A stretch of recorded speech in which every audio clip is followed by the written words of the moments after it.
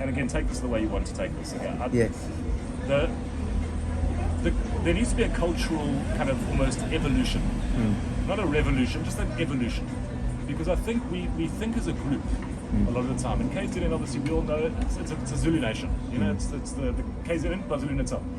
And I've noticed that sometimes people, and again, this is not just a Zulu thing. This is like globally. I've noticed there are certain places that do this, where collectivist thinking is not as useful as you might believe it is. Collectively, no one invents things. No one can tell me today, I'm almost certain, anything that's been invented or created by a group. It's individuals. So you need to think individually. You need to be able to think as an individual rather than almost, I'm not saying, how do I say this again? Because sometimes we almost want to blend into the group so that we're not kind of responsible for our decisions.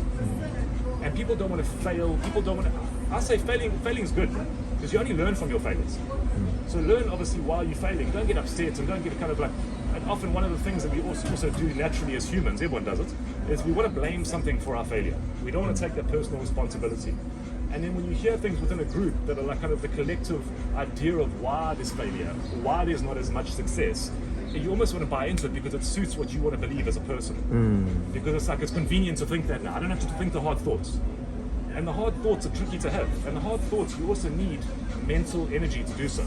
So one of the things that I'll tell you is that I've worked out, and I notice it across the continent.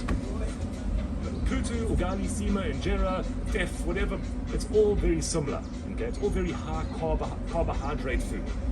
Like carbs are not good for your brain. That's the reality. Carbs are filler. But if you go to gym, okay, then you're going to have those carbs to lift those weights. And often, you obviously, after you're done with your gym, you're going to have some protein to repair those muscles. Okay, but you needed those carbs to give you the energy to do what you needed to do. So the carbs are useful in that sense.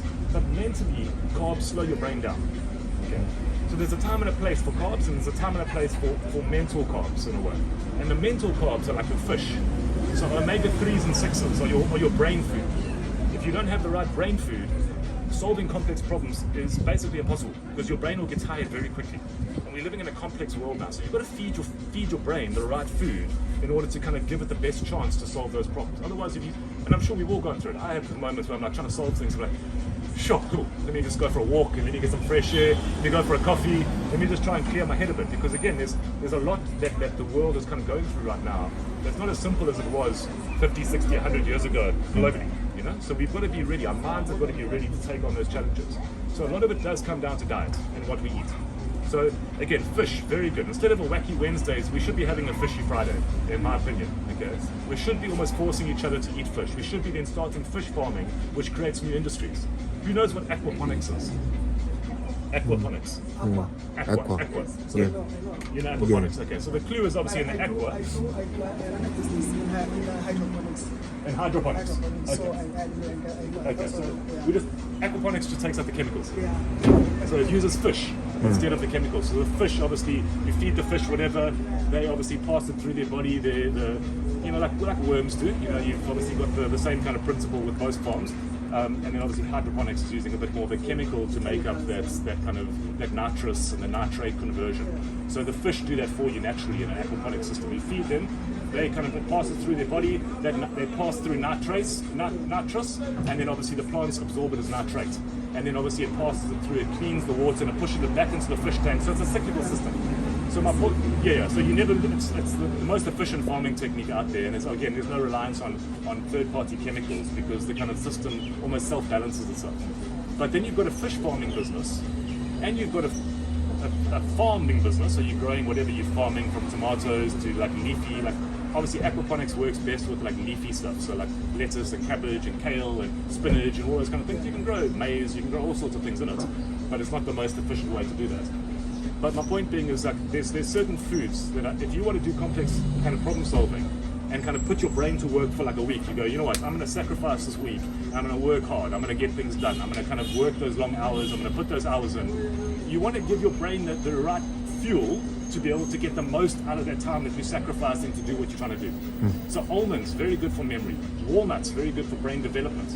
So there's certain foods that are essentially superfoods that give your brains like almost steroids. So, and if you're eating right, your brain's going to work better, which means you're going to be able to solve those problems quicker. You're going to be able to solve problems you probably wouldn't have been able to solve because you wouldn't have had the mental energy to solve those problems.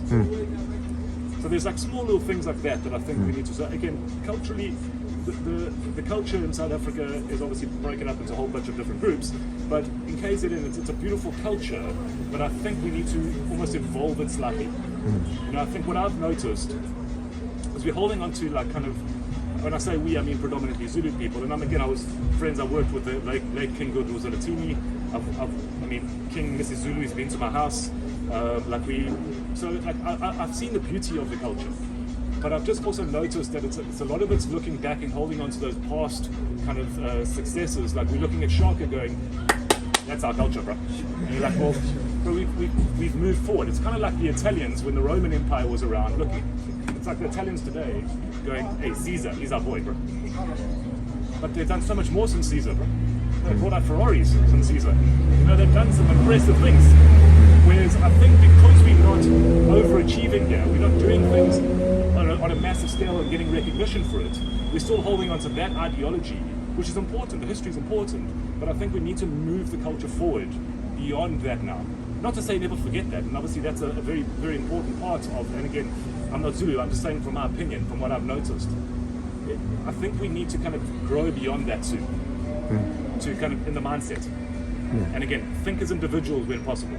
It's important to obviously support your groups and all the rest of it, but when it comes to decision making, sometimes, and I've noticed this even within the Muslim community, people don't want to step outside of that community because of fear of being shunned, of being like outcast, because they're saying something that goes contradictory to another group's belief.